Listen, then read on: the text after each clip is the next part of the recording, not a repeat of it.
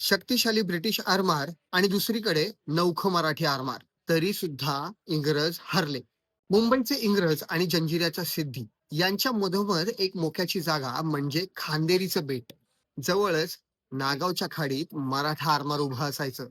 या जागेवर जलदुर्ग उभारता आला तर ऑगस्ट 1679 पावसाळ्यामुळे इंग्रजांचं आरमार बाहेर पडणार नव्हतं आणि सिद्धीची जहाजं दुरुस्तीसाठी मुंबईऐवजी सुरतला गेली होती. हाच मुहूर्त साधून मराठ्यांनी इथं बांधकाम सुरू केलं. सुरुवातीला केवळ 150 मराठे आणि 4 तोफा होत्या. सप्टेंबर मध्ये इंग्रजांच्या लक्षात आलं, पण सततच्या पावसामुळे ते काहीच करू शकत नव्हते. इंग्रजांकडून गस्त घालणारा सार्जंट थॉर्प नशेत बेटावर उतरला. चकमक झडली आणि त्यात तो मारला गेला. खांदेरीवरील पहिली लढाई मराठ्यांनी जिंकली. यानंतर इंग्रजांकडून कॅप्टन केगविन आला. मोठा युद्ध नौकेचा ताफा, शेकडो सैनिक.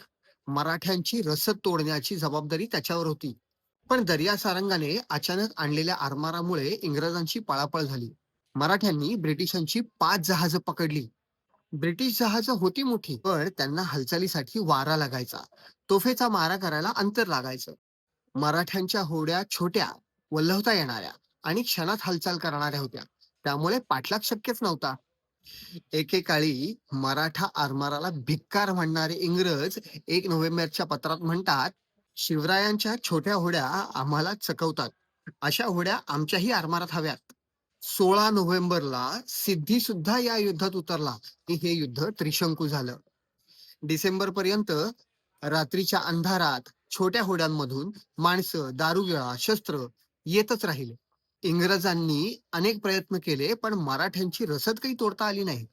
खांदेरीवर मराठ्यांची संख्या लक्षणीय प्रमाणात वाढली होती. रात्रंदिवस काम चालू होतं. साधनं भरपूर होती, पण पाणी नव्हतं. अगदी ओंजळीनं पाणी प्यावं लागत होतं.